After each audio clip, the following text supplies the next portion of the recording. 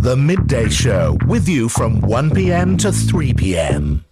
That's right, this is the Midday Show, and I'm your host, Aljuhara Al-Suwaidi, also known as Josie, currently here in the studio with Tina Balachandran, a licensed psychologist specializing in clinical workplace, aviation, and organizational psychology, and the director of her own clinic to help us navigate this serious issue. Welcome to the show, Tina. Thank you. Thank you, Josie. I'm glad to be here. Well, we're glad to have you here. Now, today we're diving into a topic that affects, millions of people worldwide, which is work burnout. And what we want to know basically throughout this show is how do we prevent it or how do we recover from it? So burnout, as you rightly identified, is something that we are seeing increasingly happening around the world. And a lot of people are talking about that sense of exhaustion, that sense of fatigue, and which goes just beyond just that normal work stress that we all sometimes experience.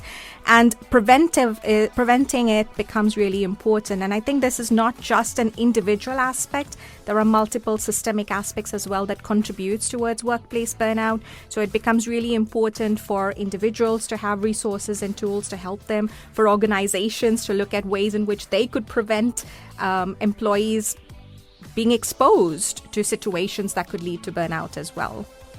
That's great. Now, can you tell us a bit more about yourself, and what inspired you to specialize in both fields, aviation, psychology, and clinical workplace psychology? Great.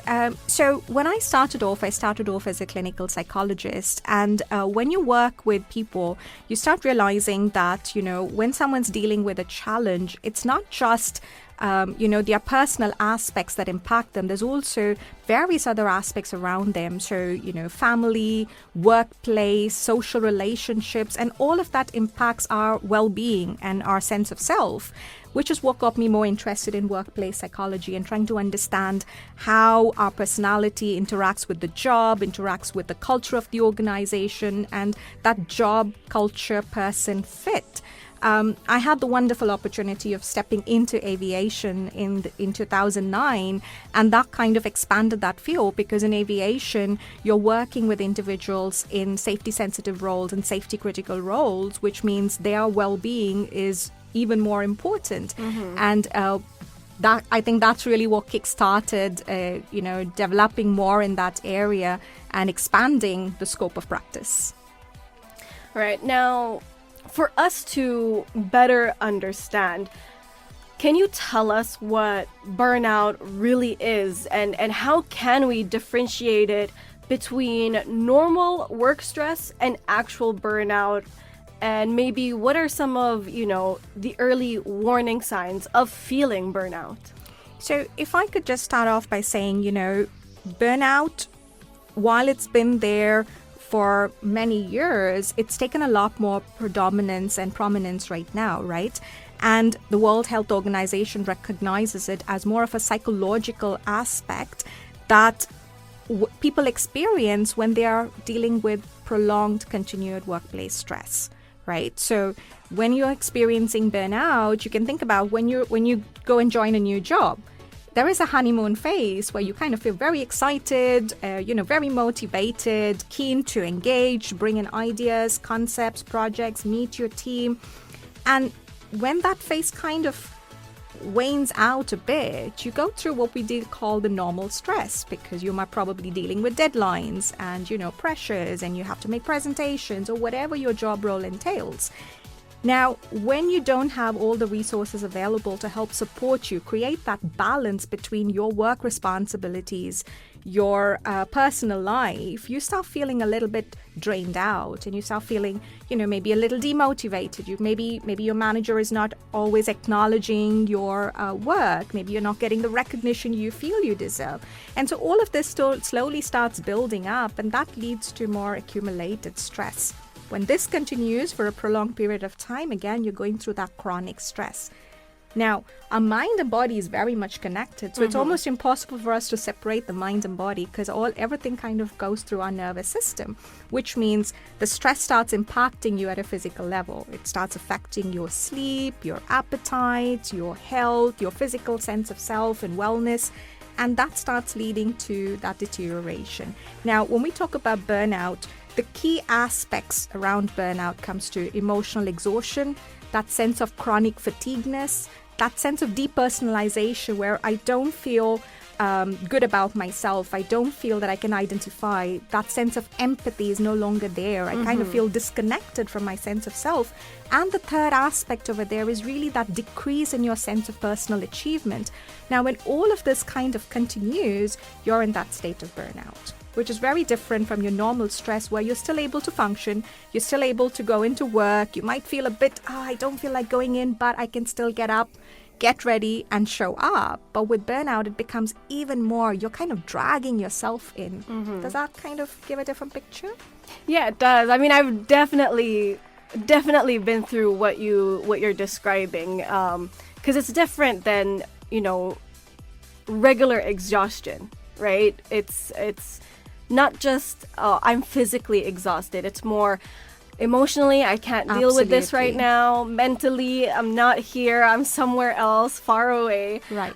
So definitely, it does make so much sense. Like I said, like we said off air, the radio, aviation, these are all very high stress workplace environments. Absolutely.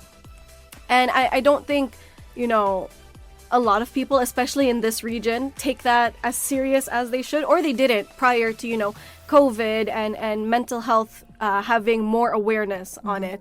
So yeah, it's really great to know. Again, key aspects of burnout are emotional exhaustion, depersonalization, and a reduction in your personal achievement, your sense of personal achievement. I want to get more into, the psychological and physical impact of burnout. So, like we said earlier, burnout, it doesn't stop at exhaustion. It can also lead to serious mental health issues like anxiety and depression. So can you explain how burnout can affect a person's well-being if that's something they're going through currently? Right. So as we were talking earlier, when we talk about burnout, there's these various phases that you go through when you step into the workplace. And when you're in that chronic state of stress and you don't really manage it effectively, either by talking about it or creating that work-life balance that you might need or building on connections and relationships that can be supportive, it starts having, as we talked, our mind and body is very much connected. So it starts having an impact on not just our physical aspects, but also psychologically, emotionally. You might feel like, that sense of isolation.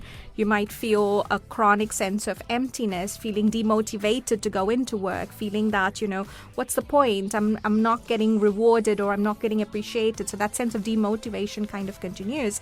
Now, if you don't address this can lead to more mental health distress, because when you think about mental health is kind of on a continuum from a part of, where we all deal with the normal everyday stresses of life, but we're still functional. We're still able to, go into work, be productive, be able to show up.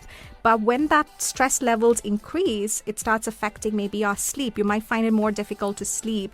You might find that there is changes in your eating habits. Some might tend to eat more under stress. Some might tend to eat less under stress.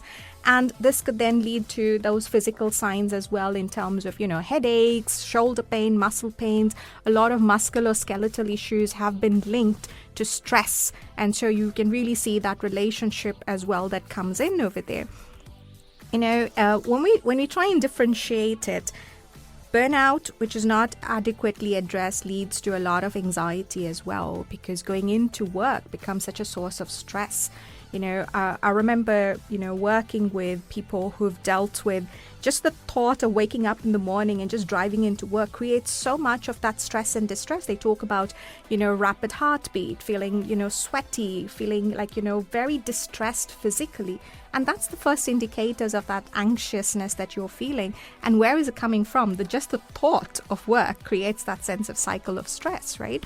So if it's not addressed, it can lead to depression, can lead to anxiety. And it's really important to differentiate it as well, because burnout and depression, while they have a lot of signs and indicators that seem similar, they're still very different. Depression is a mental health diagnosable condition where someone's dealing with, that sense of deep sadness, sense of hopelessness, loss of interest. And this is continuing for a period of, let's say, 2 weeks or more.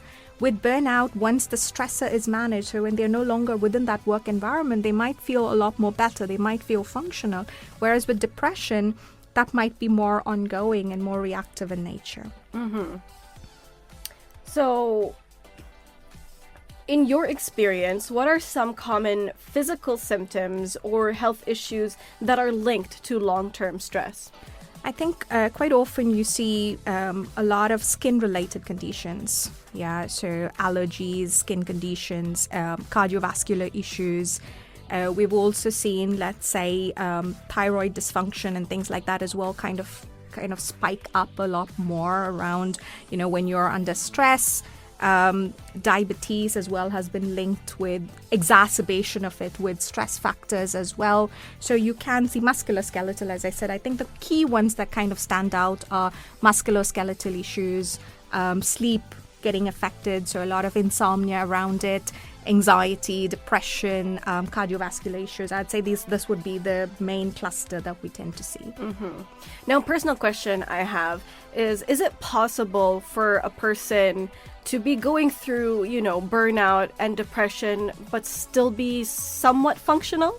I would say yes, because again, they seem functional on the outside. That's right. And they might, again, be able to kind of cope and function as well, because when we talk about functionality, there is an aspect of personality as well that comes in. So quite often you see there might be somebody who's a high functioning person with a lot of anxiety, that sense of, perfectionism, I need to be there, I need to take on more. And you're able to kind of go through it. Yeah. But there is that sense of, distress and that sense of, I am struggling, but I need to keep moving. I need right? to keep moving. Yeah, I need to keep moving. I'm not laughing because it's funny. I'm laughing because I feel like you're talking about me.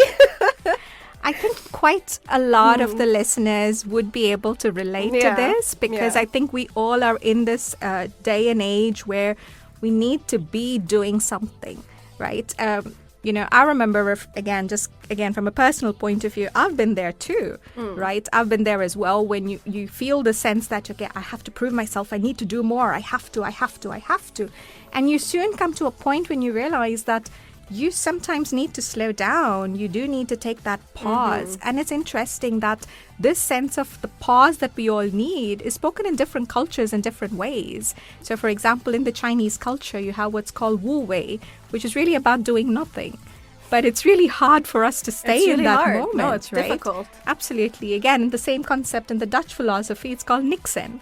I hope I'm pronouncing that right, but the concept is really about that do-nothing space. But when we are in that state where, we have to be, so yes, absolutely, we might seem a lot more functional, but we might be struggling internally. So it's really important to listen into your body, listen into those signs and indicators, and give yourself the permission to say it's okay to slow down. It's okay to take a pause. That's so difficult. Okay, well, yeah, that's great. So that answers my question. And it's about time we start answering some of our situations that we've been sent in, some questions that we have from our listeners. So this is the first one. And personally, I would like to know the answer to this as well.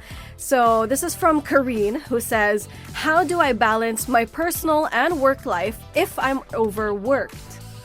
Well, thank you for the question, Kareen. I think this is a very relevant, very interesting question. One of the reasons why we often struggle is not having that balance between our personal and professional life. And when we are overwhelmed, it becomes even more harder. I would say the first thing to do would be to give yourself a moment to take a pause, to be able to step back and say, okay, what exactly is happening here at this point of time, and get a little perspective from a different point of view. And, just checking in with yourself to see, okay, where is this coming from? What am I exactly struggling with at this point of time? and then kind of planning and seeing, okay, what can I do? How else can I manage the situation? What's in my circle of control? What resources do I have? Who else can I interact with in order to be able to get some support? And I think that becomes the first step. But also equally important is looking at, what are your stressors, recognizing what could be those triggers that lead you to that space of overwhelm, right? Because all stress is not bad. Some stress is good. It allows us to, kind of get up, go to work, be motivated. But when stress becomes too much, that's the tipping point, and that's the point you really want to be able to better manage. So I would say, as you take a breath, step back, pause and reflect, also give yourself the permission to identify what are some of those triggers for me, and how can I better manage those triggers? What's, again, going back to what's in my circle of control. I was talking off air earlier in terms of how there are individual aspects that we can manage, but then there are also organizational, systemic aspects that also come into place. So also looking at, what's that opportunity that I have to sit down and talk to my manager to say, okay, these are some of the factors that also contribute to me feeling a bit overwhelmed with work. Can we do some kind of rotation of tasks? Can we kind of break this down into something which is more manageable? So really looking at how else can I manage the situation. I would also say setting healthy boundaries, which is also giving yourself the permission to say, okay, I would love to take this on, but I think this might be a bit more harder for me to navigate or complete within this time frame. So can we revisit this? Can we relook into this? So being able to kind of express what you can and what you can't really take on from a workload point of view. I think also looking at having that balance, and what would that balance look like? We quite often talk about the 5 ways to well-being in terms of, your own physical health and well-being. So being able to make sure you're being active, being able to make sure you're connecting with those around you and building those social relationships outside of work. So obviously there is a work relationship that you have with your colleagues, and some of them might be your best friends, but also thinking about activities that you could do outside the workspace that gives you a time to just de-stress and separate from, being in that work role with that work hat on. So it's really about looking at various different aspects. So kind of to summarize that, taking a moment, stepping back, taking a breath, looking at, getting some perspective in terms of what's happening. That really helps you to regulate your nervous system. Looking at, identifying what are my stressors, what are some of my triggers, what's in my control, how can I manage it? If it's something outside my control, who can help me with it? Would that be my colleague? Would that be my manager? What other resources and support that I can get? And also looking at giving yourself the permission to say, okay, that's okay for me. I can take a break. I can step back. We also have a situation here, and this is from someone I know personally. They said that their first experience with workplace burnout was with their previous employer, who used to give them last-minute tasks and would consistently tell them to finish it within less than an hour or so. And these would be major tasks that need at least 2 to 3 weeks of research and solutions. Their previous employer would also inform them by the following day or by the end of the week, which would cause them a lot of pressure mentally. And it also caused them to develop sleep insomnia, emotional distress, and depression. And they would just be burnt out by the end of the week or once the tasks are done. And if their employer was not impressed with them, then they would insult them publicly in front of other employees, which led to depression and thinking that they were not good enough due to this, public humiliation they basically faced due to their previous employer. Well, first of all, I would like to say I'm really sorry that you've had this experience within your previous workplace. Workplaces need to be safe. It needs to be places where you can go and feel that you can give your best and be productive and come home and still have your life. So I'm really sorry that you had that experience, and thank you so much for sharing that experience with us. It takes a lot of courage to be able to come out and talk about your stories as well. I think that's a classic example of a toxic workplace, all right? And that's a lot more than just burnout. That for me is workplace trauma, right? So that's we kind of crossed those grounds of burnout, because the burnout has continued a long time more. And, again, going back to, the previous listener's question and what we were talking before, there are various individual and systemic organizational factors that impact an individual's well-being at work. And so when tasks are given to you and you don't have the resources to manage your tasks, so that was the first part of what the listener said in terms of, given tasks with a very short span of time to complete it, it's almost impossible. So you're kind of setting the person up for failure. And then you're kind of going into, humiliating the person for not being able to complete it. So that's kind of really toxic, behavior and management from the organizational point of view. So I would say that in such situations, it becomes even more important to recognize how are you kind of coping and navigating it, and being able to take active steps to be able to step back from that space, right? That's definitely an area where I would recommend to go and see a professional, be able to talk about it so that you're able to build up additional resources that can be helpful for you. But also, again, I'm curious in terms of what's that HR level support that you would have, or human resource support, where you're able to go in and say, this is not working, this is how I am dealing with things, and, this is not an okay space. We quite often talk about workplaces, and when we talk about health and safety, it's not just about the slips, trips and falls. It's also about that physical and psychological aspect of health and safety within workplaces. So it becomes really important for organizations to make sure that employees feel safe. There is clear definitions of what job roles and duties are all about. And it's really about making sure that there are resources to help the person, rewards and recognition. All of these are important parts of why we feel motivated. And so when that's not there, that has a significant impact. I kind of feel I missed the last part of what was the was there a response to that was also required in terms of the question? Was there a last part to it that I missed?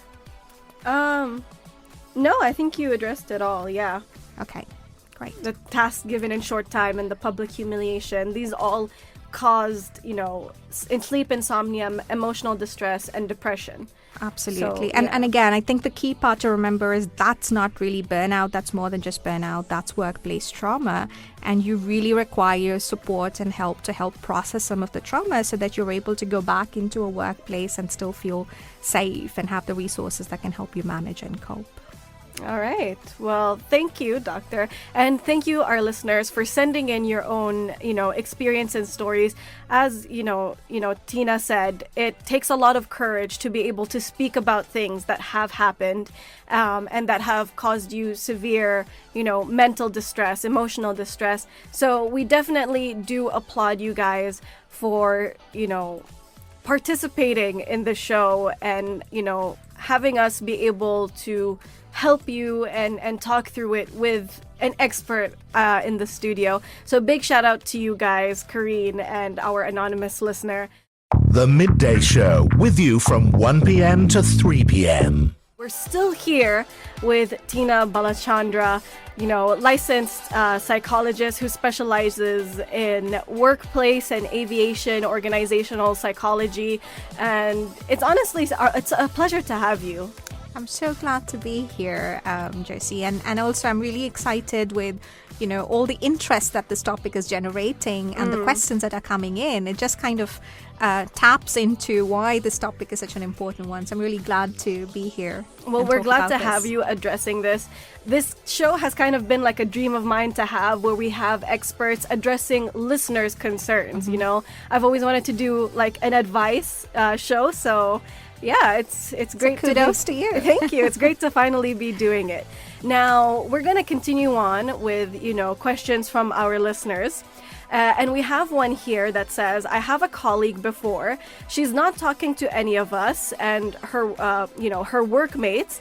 And it's like she built her own world in the office. She's isolated herself from everyone. So they're asking, is that a sign of work burnout? Also, they say it feels like, she feels like her work environment is already toxic. I guess, again, very relevant question. Thank you for sharing the question to us.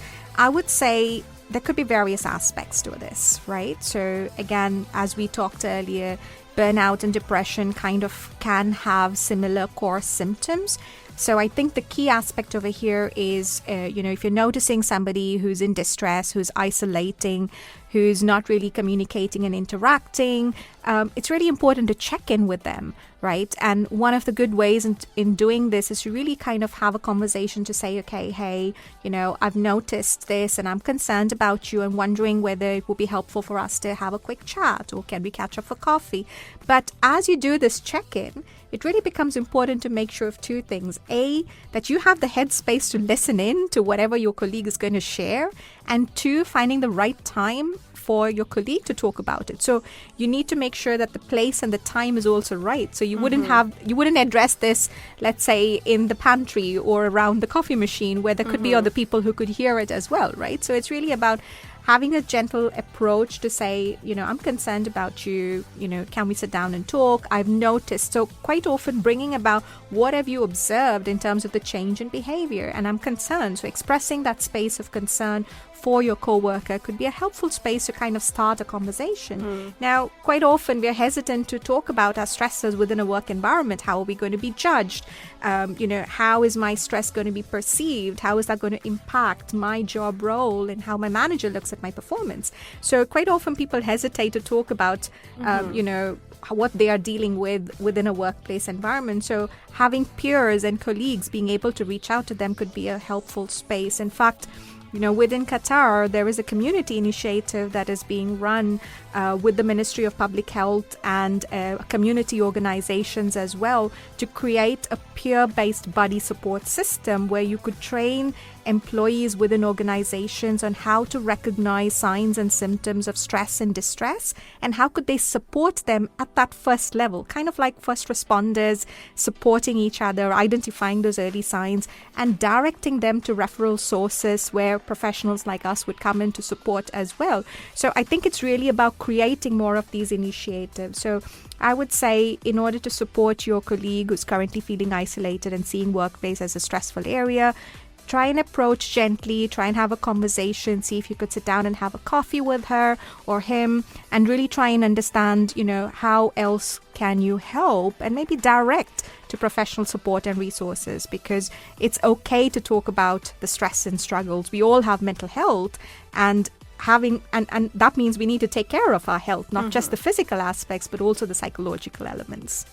Great. We also have a question here. This is from Samantha, who says, "Hey QBS team, I really feel this topic. Lately, I've been super tired and achy all the time, even though I'm not doing anything physically demanding. How can I tell if it's burnout and not just regular stress or poor sleep? And what can I do about it during my workday?" Again, a very good question. When we talk about burnout, it's not just the physical aspects, it's also psychological aspects, emotional aspects. So the first thing would be to check in with yourself and see, am I getting my sleep right? So I think the Samantha has, kind of questioned or reflected on, could this just be poor sleep? And I would say just really checking in on those aspects, because physiological functioning also impacts that level of tiredness and fatigue. Nutrition, good amount of sleep and exercise and movement. So key lifestyle factors which are important. So making sure that that's being managed. And if that still continues, to check in with what is those emotions that I feel? How do I feel psychologically going into work? We spoke about, if you're having that constant feeling of fatigue and emotional exhaustion, you're feeling demotivated, you're feeling distanced, you feel that sense of cynicism and, lack of empathy towards your work, lack of, that motivation to go into work. You kind of feel that the achievement of what you're doing at work has reduced. All of this contributes to that space of burnout. So checking in addition to these physical aspects, what is that psychological, emotional state that I am in? Now, what could you do on a daily basis within your work day? I would say give yourself periods of small pauses and breaks, because your nervous system requires regulation. When we are constantly in that state of demand, your nervous system is also feeling threatened and feels like I need to overcompensate. I need to be in that fight state and keep doing. Or we go into the flight mode where we tend to avoid and procrastinate, which is also not helpful because then that builds back to that sense of stress. So I would say on a daily basis, take time for yourself, make sure that you're connecting with those around you, whether your colleagues, taking a moment to maybe take a walk around your workplace, and also breathing can be very helpful. And I'm very happy to share a little quick breathing exercise over here. It's called square breathing or box breathing. So I'd invite listeners to visualize a square and think about from one side as you start breathing in, you're going to count to 4 and breathe in through your nose. You're going to hold your breath for the count of 4, breathe out to the count of 4 and pause. And then we're going to do this 4 times. So it's a very simple exercise. Can I invite you to join in the practice? Yeah, Yes. of course. All right. So I'd invite you to visualize a square and starting from the bottom left corner of the square, inviting you to breathe in through your nose. I'm going to give you the count. 1, 2, 3, 4. Hold your breath. 1, 2, 3, 4. Breathing out through your mouth. 1, 2, 3, 4. And holding a pause over there. 1, 2, 3, 4. Breathe in again. 1, 2, 3, 4. Hold your breath. 1, 2, 3, 4. Breathe out. 1, 2, 3, 4. And a pause. 1, 2, 3, 4. Now, you could actually continue this for 2 more cycles in order to complete the whole 4 steps of the box breathing. So just checking in with you. What was that experience like for you? How did that feel? How did that little pause feel? It felt great. Yeah. And so these are simple techniques that you could do within your work day and space, just giving yourself the moment to pause, to regulate, to take a break, because our brain needs that 5-minute reset in order to be able to go back into a functional state. All right. I believe you also received a question. That's right. Okay, so here's a question, and this is an expat worker who'd prefer to stay anonymous, working in a high-pressure role, and he says, I often find it hard being away from my family and support system. It gets even tougher when the workplace doesn't really understand or support that struggle, and when I feel this kind of isolation and stress, how can I help myself? And I think, again, a very relevant question, so thank you for sharing that question with us. I would say that, again, as expats, you're probably here without that full support system that you might have when you're back in your home country. So you're quite often away from family and friends, and that is a real struggle. And so it becomes really important. Again, it might be hard to expect organizations to understand that aspect because, that's, I think, a part of an individual space where you do need to build that support system for yourself outside of the workspace as well. So I would say try and find people that you could connect with, people who share similar interests, whether that's colleagues from work or outside of work based on your hobbies and interests. Try and, again, practice the 3 basic aspects of your own physical health and well-being, which is making sure you get adequate rest and support, making sure that you're you're eating nutritious food, and there is a lot of movement that you're engaging in. I would say find ways that you're able to connect back with family and friends because that is your support system, and learning how to create those healthy boundaries within the workplace so that you're not feeling overwhelmed and taking work home and finding that you don't have enough time to deal with your personal space as well. It is a real challenge, and it can be hard to really hit the point in terms of what will work because we're all different people and what works for one might not work for another. So there isn't a one-size-fits-all approach here. So it's really listening into what your needs are and seeing how best can I kind of cater to that or navigate that. Fair enough. I think one thing that has really helped me, and I know not a lot of people can do this because you'd have to afford a new phone, right? But for me, separating my work telephone from my personal telephone has really helped me because before I was always reachable, even if it was something that wasn't urgent at all. I was reachable at all times. And, actually working in QBS is my first ever job. Right. I've never worked prior to this. So I thought that to be a good employee, I always needed to be reachable. Right. And I needed to always, be able to do tasks and show my peers and my managers that I am able to do these tasks at whatever time of the day. Right. And then I think it was 6 months in where I realized I'm very wrong about this.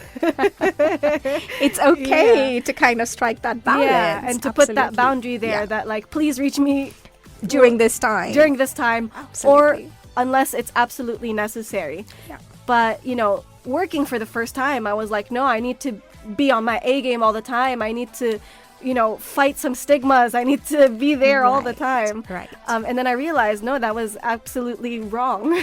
And I hear you, and I think you kind of tapped into something that quite often those who get into the workplace for the first time face, right? Because university life and academic and education is very different, Right. and the real world of the workplace is very different out there, and you don't really have that time to transition from one to the other. You're kind of just thrown into the deep I was end. 23 when I started, fresh out of university. So I was like, I need to prove that I'm not a child, Right. and that though this is my first workplace, I can handle it and I'm up to the task. And I think if I could add, and I think that's where some of our thoughts come in as well, right? Our perception about ourselves and how we look at ourselves and what we're expecting the world around us to perceive us and how they're going to take us in. All of that factors into how we then deal and cope and behave as well. So yeah, thanks sure. for sharing. Of course. Now, before we end off, I do want to ask if, you have a piece of advice you would like to give someone that's currently going through work-related stress and burnout, but are hesitant or afraid to seek help. Right. I think that's, again, a very important question. And I would say, it's okay to get help. You're not alone, and it's okay for you to reach out. Reaching out and getting help and support could be in different ways. Maybe it's just about finding someone that you could talk and share to, maybe a friend, a family member, a co-worker. But if you feel that the signs and indicators that you're having that distress is something which is really hard and it's impacting your functioning, it's okay for you to reach out for professional help. Mental health services in Qatar, when you access them, the services are confidential in nature, which means that whatever you share with the practitioner remains confidential. No information goes back to your workplace. The only time a practitioner would break confidentiality is if they are concerned about your safety and well-being, in which case what they do is really take practical approaches and steps to make sure that you are safe. So I would say it's really important to get help, and it's okay to get help. We're human, which means we are going to be dealing with different stresses, and that's part of our life experiences in some way. And it's really giving yourself the permission to acknowledge, to say, it's okay for me to feel what I'm feeling right now, and it's okay for me to reach out and get that help and support. So I'd say you're not alone. We're here to help and support you, so please do reach out. That's right. Now, are there any self-care techniques or coping strategies that you would recommend for our listeners? Absolutely. I'd say the first thing is really acknowledge your feelings. I think recognizing what is it that you're feeling, what are my emotions, where are they coming from, what are those thoughts that are contributing to the way I'm feeling, and really being able to understand that mindset and those emotions becomes really important. So I'd say acknowledge your feelings, look at what's in your circle of control, and know where your limits are. So being able to say, these are my boundaries, and it's okay. We quite often are raised in environments where saying no is really hard, and so we tend to, take on and take on and take on. But it's really about recognizing what your body can take on and what can you tolerate, right? So it's okay for you to say, hey, I'd love to take that on, but I might not be able to, or might not be in the state to right now. Acknowledging your own capacity. Absolutely. I think that becomes really important. So I'd say acknowledge your feelings, know your limits, set clear boundaries, and give yourself space to, focus on your own personal areas of well-being, which means connect to people around you, whether that's friends, that's family, that's co-workers. Create that supportive space, both inside and outside work. Exercise, again, is really important. So be active. Even if it's 15 to 20 minutes of movement, that's really important. Another good aspect is to give. And, just volunteering, giving support, helping others could also help you feel good about yourself, improve your own self-esteem. take notice. Again, going back to that aspect of acknowledging your feelings, take notice of what's happening within you, what's happening to you physically, emotionally, psychologically, so that you're able to kind of navigate and work through that. And the last one is learn. So keep learning, right? I mean, I always say that every experience that we have, every interaction that we have is an opportunity to learn and grow. So giving yourself the space for that as well, so that you feel motivated. So maybe work is not giving you that motivation, but where else can you find that sense of space for yourself? So what else could you learn to help you in that process? That's amazing. Thank you so much. The Midday Show, with you from 1 p.m. to 3 p.m. Massive shout out to our guest, Atina Balachandran. You guys can find her on her social media. It is Engaged to Flourish. and that's 2 as in the number 2. That's the number 2. That's right. So Engaged to Flourish. You guys can find her on Instagram. With all that being said, it's time to wrap up the show.